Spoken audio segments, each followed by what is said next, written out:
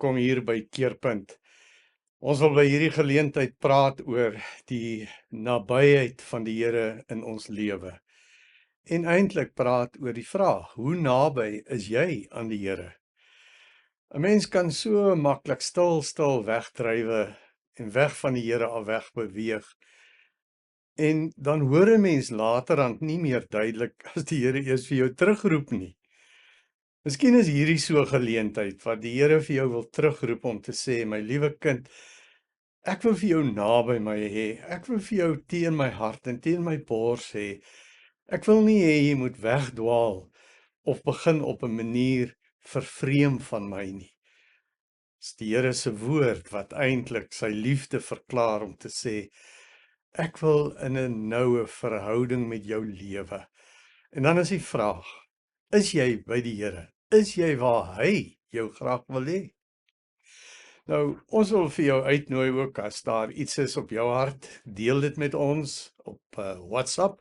Ons nommer hierso is 0791951586. Stuur van ons 'n WhatsApp. Ons wil van ons kant af net vir jou ook dankie sê vir almal wat ook elke dag die Dirkie van der Spy bediening volg op Facebook, Instagram en op X. En ook vir ander daarvan vertel en dit aanstuur vir ander. Want elke dag is daar 'n spesiale boodskap wat aansluit by hierdie boodskap wat nou uitgesaai word. Elke week is daar elke dag 'n nuwe teks en 'n belangrike boodskap wat ons jou geestelik mee wil verryk en wil geestelik opbou.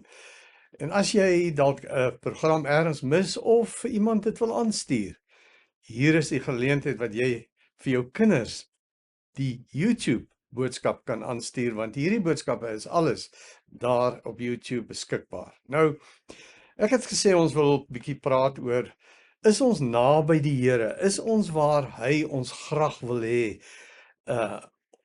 Hoor ons as hy ons nader roep, of het ons begin doof raak, of het ons begin wegraak? Jy weet hoe sleg is dit as iemand skielik uit 'n wedstryd uit wegval. Almal is hartseer, almal is ongelukkig. Nou kan jy dink hoe voel die Here as ons uit die geestelike wedloop begin wegskuiwe.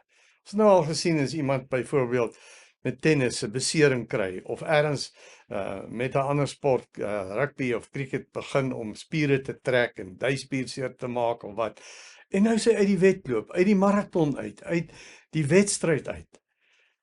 Sit jy dalk op die kantlyn? Het jy dalk bietjie begin eenkant uitskuif? Jy's nie meer aktief betrokke nie. Jy's nie meer besig om die wedloop te voltooi nie. Jy's nie besig om voluit te hardloop of te speel in die wedstryd nie. Nou, ons lees byvoorbeeld van Paulus, wat vir ons so 'n voorbeeld is, en daarom praat hy praat oor hierdie belangrike ding, dat ons nie moet toelaat om weg te dryf van die Here af nie.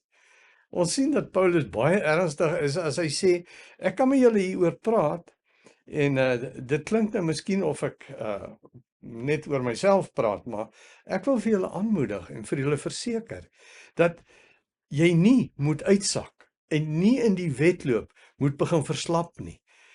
Al is daar teekanting, al is daar probleme, al is daar tye wat jy swaar kry. Nou, in 2 Korinte 11, lees ons spesifiek van vers 23 tot 28, daai gedeelte, waarin hy byvoorbeeld vertel oor die stryd wat hy het as 'n dienaar van die Here. Ja, hy sê op plekke, dis so 'n voorreg om vir die Here te werk en aan die Here te behoort en by hom te wees. Maar daar is soveel teekanting, dis 'n stryd. Daar is soveel dinge wat my wil moedeloos maak, wat vir my wil wegtrek van die Here af. Hy sê, weet jy hoe swaar het ek gekry by tye, omdat ek net die reisomstandighede om sy woord uit te dra, was vir my net baie moeilik. Ek kon honderde verskonings sê oor die gevaar, die rowers, en mense wat my aanval en my goed steel, my lewe bedreig. Hierdie gevaarlike bote wat ons op reis oor see, op verskillende plekke die evangelie te gaan uitdra. Hy sê, as 3 dat ek skipbreek gelei het. Daar's 'n hele nag wat ek aan 'n stuk hout moes vashou om te oorleef. Wat 'n stryd het hy nie gehad. Hy sê, en dan was daar mense wat vir my gehaat het en wou doodmaak oor die boodskap van Christus. Hulle het vir my 5 keer het hulle vir my gegeesel en stikkend geslaan. 3 keer aan met stokke geslaan. Het my 1 keer met klippe gegooi het ek byna dood was. Wat het Paulus nie alles deurgemaak nie? En weet jy wat? As hy daar opstaan waar hulle hom gelos het en gedink het hy's nou doodgegooi met klippe, dan staan hy op en dan gaan hy aan met sy roeping. Hou hy vas aan die Here. Kom hy terug na die Here toe. Gaan hy in gebed, gaan sonder hy hom af. Vra hy die Heilige Gees om hom weer sterk te maak, om hom weer op te rig en nuut te maak. Dis Paulus se lewe. Hy sê daar's tye dat ek dit nie baie gemaklik gehad het nie. En jy weet, die rede hoekom baie van ons wegdwaal van die Here, ons het verskoningkies. Ag Here, U weet dit is nou bietjie moeilik vir my. U weet, dit is nou bietjie ongemaklik. Dit gaan nou baie opoffering vra. Pas nou nie lekker in my skedule nie, in my program nie. Paulus sê, weet jy, daar's tye dat ek nie eintlik slaapplek gehad het nie, dat ek koud gekry het, dat ek nie kos gehad het, dat ek niks gehad het om te drink nie. En jy weet, die paaie was so sleg, ek moes deur riviere gaan, en die gevare daarvan. Dit is onmoontlike opoffering wat ons sien Paulus deurgegaan het. Maar hy het nooit van die Here af weggedwaal nie. Hy het nooit van die Here wegbeweeg nie. En daarom is dit die groot ding wat hy verkondig ook. Julle moet volhard. Julle moenie uitsak nie. Julle moet nie toegee aan julle ou natuur wat julle weer wil wegtrek in 'n lui, lakse, slegte, selfgesentreerde lewe nie. Daarom is dit vir ons baie duidelik dat hy byvoorbeeld vir Timoteus ook aanmoedig, vir hom sê, Timoteus, jy moet volhard, jy moenie moeg word nie, hier's mense rondom jou wat vir jou dalk suggereer dat jy te erg aangaan, of dat jy nie so ernstig moet wees met godsdiens nie, of dat jy moet pas op, daar's gevare, kyk wat het met Paulus gebeur. Maar kom Paulus en sê, ek wil jou aanmoedig, ek wil vir jou sê, moenie dat mense jou beïnvloed om van die Here af saggies weg te skuif nie. Onthou, dan praat Paulus, hy's bekommerd, want Demas het nou van hom weggedraai. Demas staan daar, het die teenswoordige wêreld lief gekry en sy rug gedraai op die bediening en op Paulus en op die werk wat hy vroeër gedoen het. Demas was iemand wat vroeër baie ywerig saam met Paulus gewerk het en hom bygestaan het deur dik en dun en moeilike omstandighede. En nou het Demas weggeraak. Nou kan jy verstaan dat hierdie getuienis het 'n skadelike invloed. Dis wat baie mense maar beïnvloed, dat hulle voel, ag maar, hy is ook nie meer so toegewy, hy gaan ook nie meer kerk toe nie, en hulle gaan ook nou nie meer so ernstig na hierdie byeenkomste, en hulle is ook nie meer so, en ag, en almal is nou maar so en so. Pas op, Demas, moenie jou beïnvloed nie, Timoteus. Timoteus, ek is bekommerd dat jy sal vashou en dat jy sal volhard om steeds nader aan die Here te kom. Kom ek lees vir jou wat staan hier in 2 Timoteus 4 vanaf vers 5 tot 10, waar Paulus eintlik vir Timoteus aanmoedig om met sy werk aan te gaan en nie te verslap nie en voluit te hardloop op die wedrenbaan.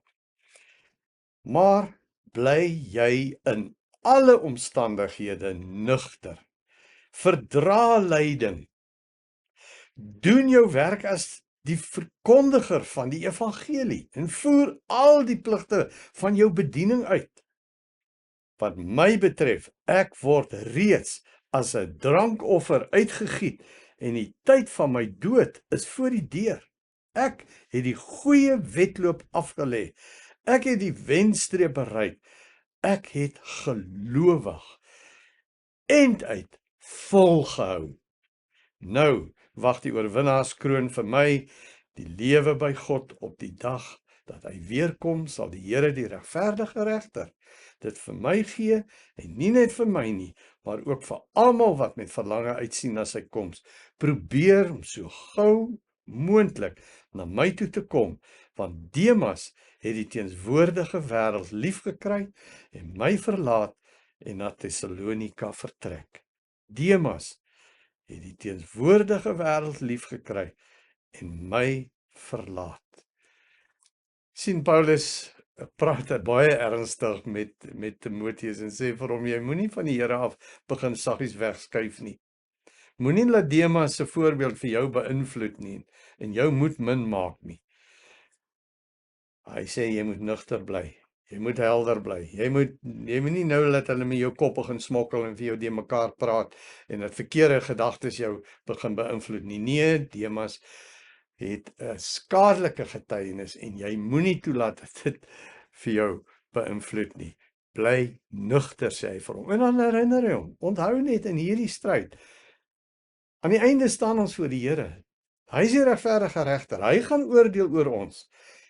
Dis vir hom wat ons staan om rekenskap te gee of ons die wedloop volhard het en einduit gehardloop het en of ons uitgesak het langs die pad, of ons die teenwoordige wêreld lief gekry het, of ons met watter rede en verskoning van die Here af begin wegbeweeg het. So daarom bly die geheim, jy moet weet, bly besig met dit wat jy voorgeroep is.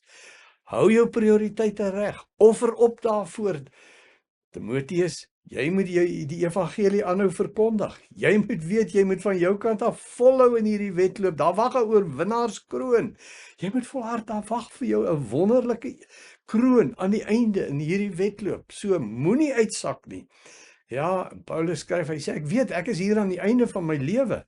En ek is vir jou 'n voorbeeld dat ek dwars deur al hierdie omstandighede het ek volhard en ek het nie opgegee nie. En daarom moenie laat Demas se invloed jou beïnvloed nie. So die wonderlike getuienis dat ek en jy moet weet, al is die kerk, party gemeentes het so 'n manier al ontwikkel en 'n kultuur dat nee, jy moet net 'n lidmaat word en dan kan jy weer terugsit. Dan voel dit, jy het nou 'n tydjie gegee, jy het nou moeite gedoen om die katekisasie te doen en deur te kom en alles te leer en jou belydenis van geloof afgelê en nou is jy weg. Nou het jy stil van die Here en van sy dinge af wegbeweeg. Gevaar is dat 'n mens so stil van die Here kan vergeet. En dan skielik is daar 'n troue. O nee, nou beter ons 'n dominee soek. Ons moet 'n pastoor in die hande kry. Hoe gaan ons nou maak?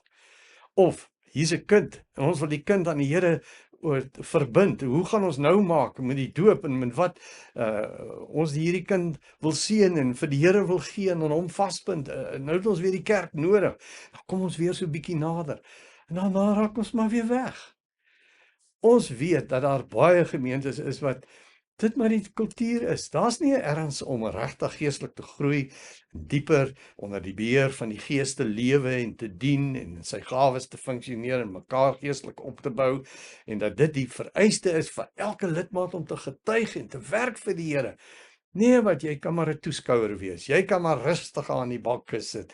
Jy hoef nie vir jou nou so uit te sit en hard te werk vir die Here nie. Jy hoef nie te groei nie. Baie mense sê ek nog nooit hierdie boodskap gehoor van geestelike groei nie.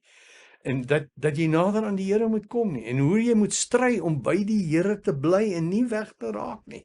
Wat is die oorsake? Daar's baie oorsake.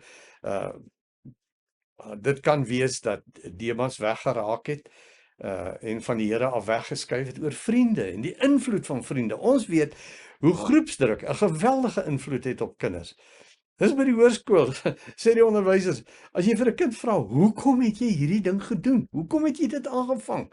Waar kom jy hier aan?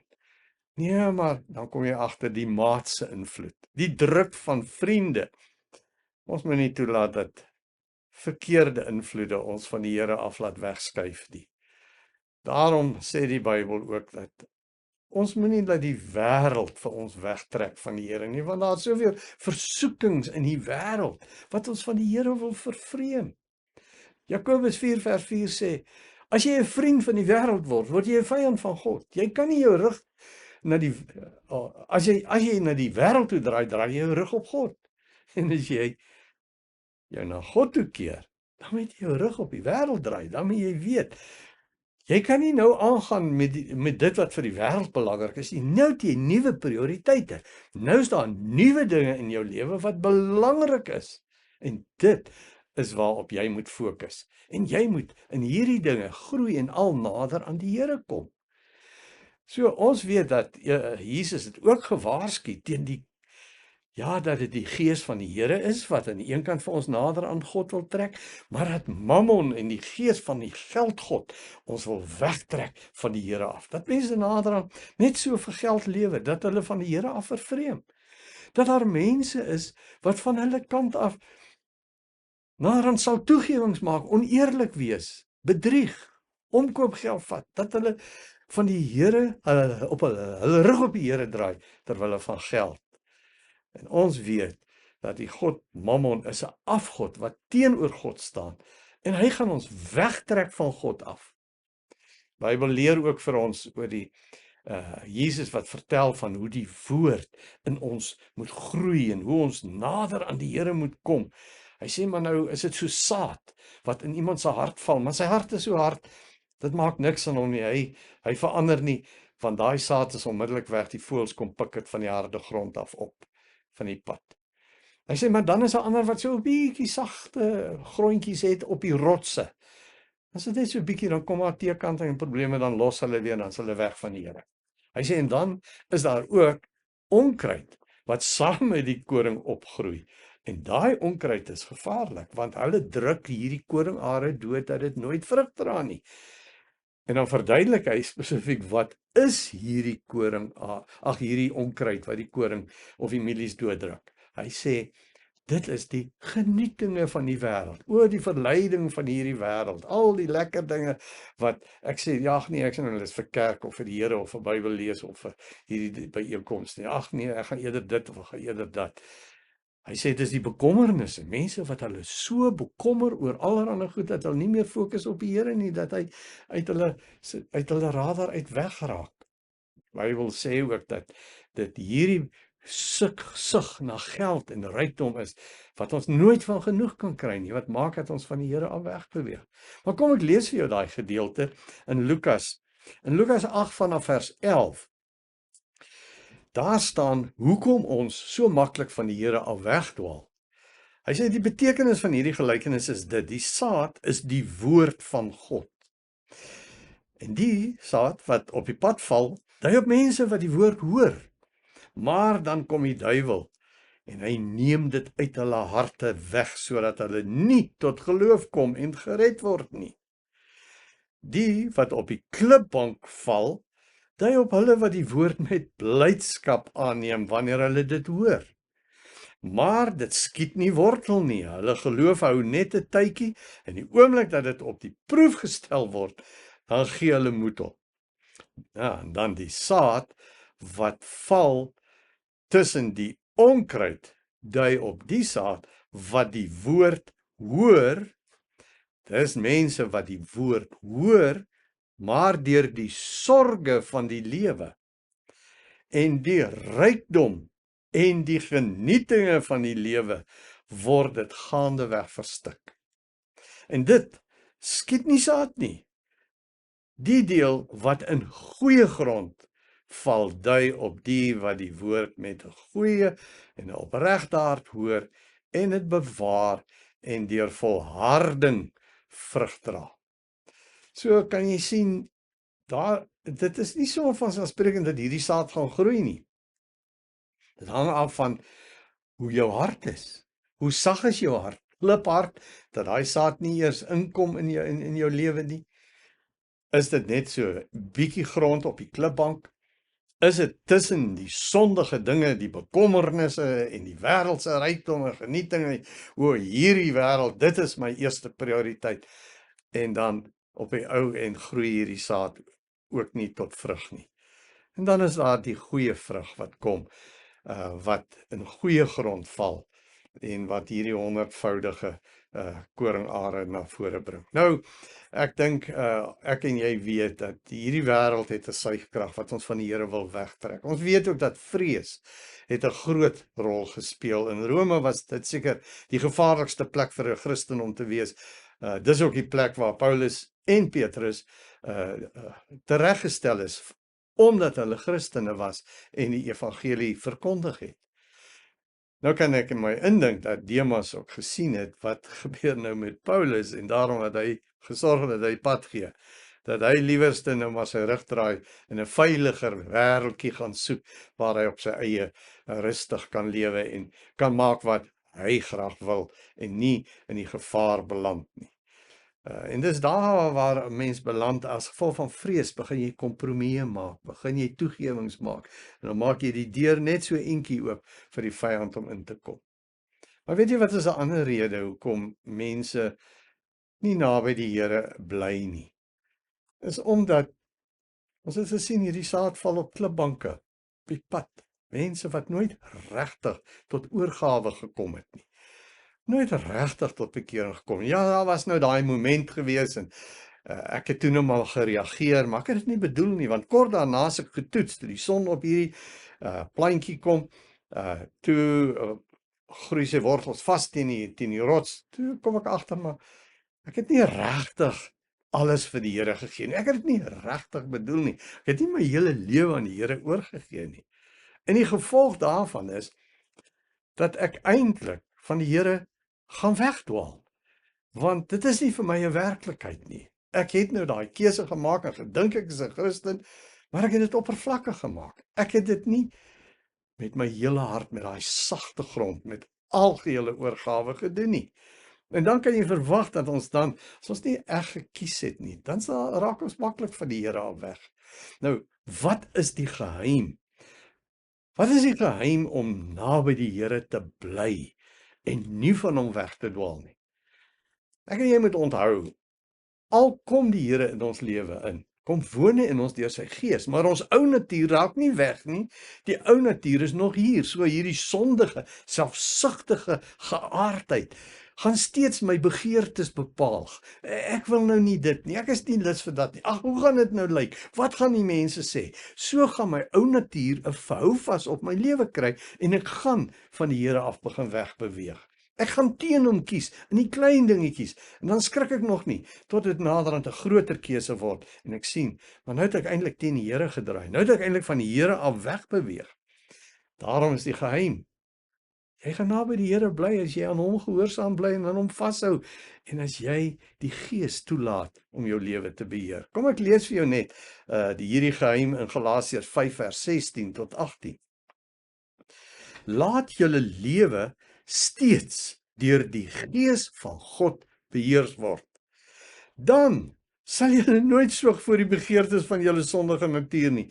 Want ons sondige natuur begeer is in stryd met wat die Gees wil. En wat die Gees wil is in stryd met wat ons sondige natuur begeer. Hierdie twee staan lynreg teenoor mekaar en daarom kan julle nie doen wat julle graag wil nie, maar as julle deur die Gees laat lei, staan julle nie meer onder die wet nie. Nou, is dit nie 'n eenvoudige, maklike geheim nie. Bly vashou aan die Heilige Gees. Bly onder sy beheer. Hy gaan vir jou help, vir jou insig gee, vir jou die stem van die Here laat hoor, vir jou waarsku teen versoekinge. Hy gaan vir jou help om die regte keuses te maak. Maar as jy hierdie ou natuur weer toelaat, dan moet jy weet, hy gaan vir jou van die Here af wegstoot en jy gaan van die Here af al verder begin wegbeweeg. Ek wil vir jou verseker, jy kan na die Here toe terugkom. As jy weggedwaal het, kom terug na hom toe. Die Here sê, as jy regtig sy kind is, dan is hy bedroef as jy nie by hom is nie, soos daai verlore seun. Toe hy begin weggeraak het van die Vader, en hy sy eie pad geloop het, ja, dit was rykdom, dit was die wêreldse genietinge, dit was al die ervarings van die partytjies en die meisies en die drank en wat ook al daarmee saamgegaan het, die dwelms of wat daar ook al was. Dit het gemaak dat hy van die Vader af wegbeweeg het. Sy ou natuur het die beheer oorgeneem en daar gaan hy. Maar daar ergens het die Gees van die Here hom tot besinning gebring aan die varkhok, waar hy besef het, ek het verkeerd gekies. Ek mors my lewe op. Kyk waar is ek nou? Kyk wat het ek aangevang? Ek sal teruggaan na my Vader toe. Ek sal teruggaan. Ek sal opstaan en teruggaan. En weet jy, dan wag die Vader vir hom met oop arms en met vergifnis en met herstel. As jy weggedwaal het van die Here, kom terug na hom toe. Bely jou sonde. Dis wat daai seun gedoen het. Hy het nie maar net sommer teruggekom en gemaak en dit probeer doodswyg. Hy het gekom en gesê, ek het gesondig teen die hemel en teenoor u my Vader, En ek wil kom regmaak en ek gee my oor, vergewe my, herstel my, en dis wat die Vader gedoen het. Daar staan in Johannes 10:28, ek sal hom, myne wat myne is, sal ek vashou, en niks sal jou uit my hand ruk nie. Die Here sê hy sal vir jou sorg, en niks kan jou van hom skei nie. Luister net wat sê Romeine 8. Ek lees vir jou Romeine 8, dat jy net spesifiek daai gedeelte ook net van kan kennis neem. Paulus wat skryf in hierdie gedeelte, hy sê vers Romeine 8:37, maar in al hierdie dinge is ons meer as oorwinnaars, deur hom wat vir ons lief het. Hiervan is ek oortuig, geen dood of lewe of engele of magte of teenwoordig of toekomstige dinge, of kragte of hoogte of diepte, of enige iets anders in die skepping kan ons van die liefde van God skei nie. Die liefde wat daar is in Christus Jesus. Dis Jesus se liefde wat jou trek na hom toe, wat roep na jou, wat sê kom na my toe. Neem jou kruis op, kies teen jouself, kies teen jou sondige geaardheid. Staan op waar jy ook al is en kom terug na die Vader. Wil jy dit nie doen nie? Kom ons bid. Here Jesus, ek bely dat ek van U begin wegskuif, stil wegraak, of miskien is ek al baie ver van U al weg, Here. Maar ek wil na U toe terugkom. Ek wil in hierdie oomblikke vir U sê, vergewe my dat ek my rug op U gedraai het, dat ek ongehoorsaam was, dat ek nie geluister het toe U my teruggeroep het nie. Maar nou, Here, hier is ek. Vergewe my sondes, U het vir my aan die kruis van Golgotha gesterf. Vat al my sonde weg. En kom, o Heilige Gees, en vat nou die beheer van my lewe, sodat U vir my sal help om nader, steeds nader, my God, aan U te kom. Amen.